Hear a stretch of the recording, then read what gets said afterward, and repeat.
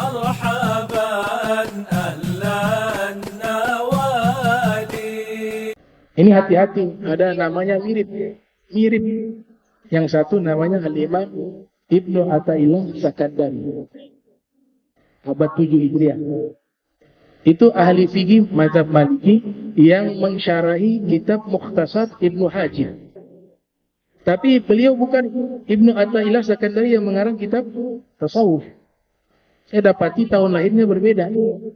Namanya sama, tempat tinggalnya sama, mazhabnya sama, tapi ternyata orangnya berbeda. Kalau yang Ibnu Athaillah Sakandari pengarang kitab Al-Hikam tahun 600-an. Kalau yang tadi ahli fikih tahun 700. Dia ta'alik kitab Mukhtasar Ibnu Hajim. Tapi dua-duanya ahli fikih. Dulu para sufi itu mereka tafaqquh fiddin. Mereka faqih. Jadi tidaklah mereka menjadi seorang sufi melainkan syariat ini mereka sudah kuasai. Mereka sudah terapkan secara maksimal, secara sempurna menurut kemampuan mereka. Al-Imam Ibnu Athaillah Sakandari awalnya tidak suka dengan tasawuf. Bahkan termasuk ulama yang sangat membenci ilmu tasawuf beserta para sufi-sufi. Tapi semenjak bertemu dengan Abu Abbas Al-Mursi, salah satu murid daripada Imam Abu Hasan Al-Shazili, situ beri cinta kepada ilmu tasawuf. Dan akhirnya beliau di akhir umurnya lebih banyak menulis kitab-kitab tentang sufis. Ahli fikih. Wa kana yufti ala madhab al-Maliki. Beliau sudah berfatwa menggunakan mazhab Malik. Imam Junaid al-Baghdadi terkenal sebagai pemimpin ahli tasawuf, Sayyidu Taifah. Itu pernah diuji ilmu fikihnya oleh para fuqaha. Itu dinukilkan oleh Ibnu Mulaqqin dalam kitab Tabaqatul Awliya. Lahir tahun 723 Hijriah, wafat 804 Hijriah.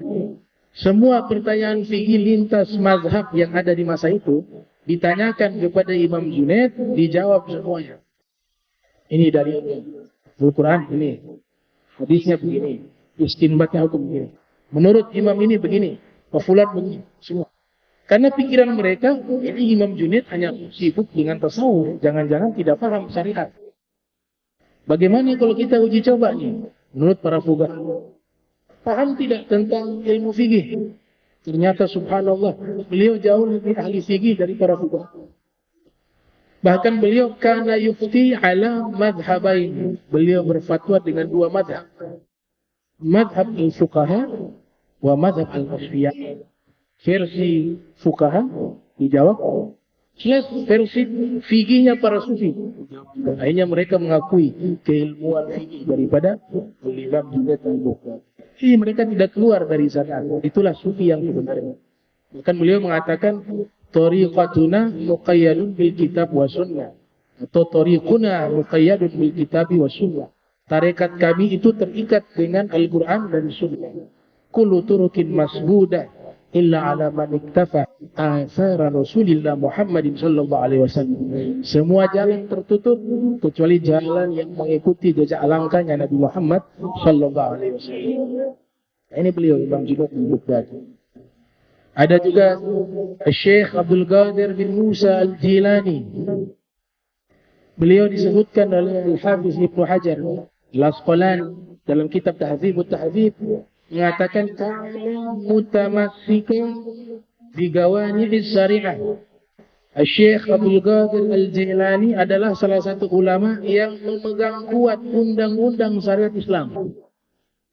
Wa kana yufti ala al-madhhabain.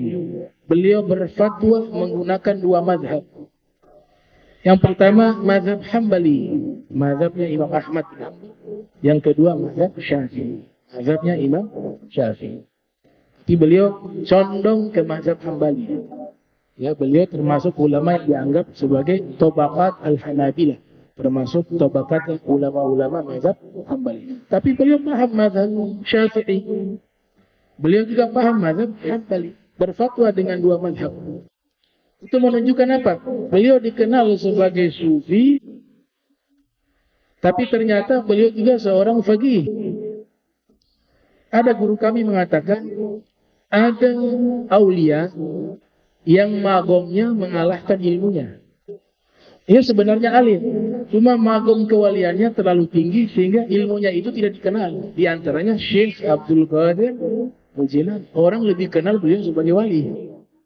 Jarang mengatakan beliau faqih, ahli fikih, usuli, ahli usul. Yang dikenal beliau seorang wali Allah. Berarti wilayah kewaliannya lebih besar dari ilmunya. Ilmunya banyak, tapi wilayahnya itu menutup. Ada yang kebalik.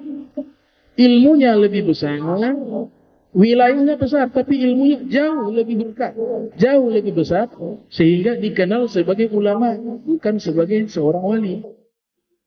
Sekalipun beliau itu seorang wali. Contoh siapa?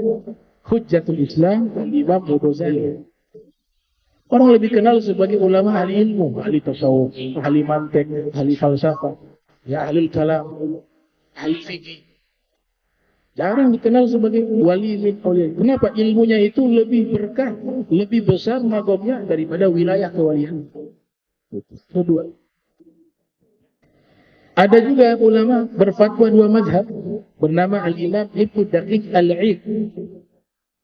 Beliau berfatwa dengan mazhab Maliki dan mazhab Syafi'i. Tapi yang luar biasa, ada ulama mutaakhirin. Syekhul Azhar bernama Syekh Ahmad Ad-Damanhuri. Beliau berfatwa 4 mazhab. Dan beliau menguasai 4 mazhab usulan wa fiqhan wa usluban wa tatbiqan. Baik secara fikihnya, usulnya, penerapannya, sistematikanya, dia kuasai semua 4 mazhab luar kepala. Itu salah satu keajaiban yang Allah berikan bagi ulama-ulama umat Islam. Syekh Ahmad Ad-Damanhuri. Wa kana yufti 'ala al-madhahib al-arba'ah. Beliau berfatwa menggunakan 4 mazhab. Sampai dikatakan, kau ini mazhab apa? Beliau mengatakan, yang 4 itu. Saya mazhab 4 itu. Kalau ada konferensi ulama membahas tentang masalah-masalah fikih Syafi'i, ya saya jadi Syafi'i. Kalau ada ulama konferensi berkumpul membahas tentang masalah fikih Maliki, saya menjadi ulama Maliki dan menjadi ra'san, menjadi pemimpin ulama mazhab Maliki. Kalau diskusi dengan ulama-ulama Syafi'i, beliau menjadi pemimpinnya. Kalau diskusi dengan ulama-ulama Hanafi, beliau menjadi pemimpinnya ulama Hanafi. Kalau berkumpul dengan ulama-ulama Hambali, beliau menjadi pemimpin ulama Hambali di zamannya.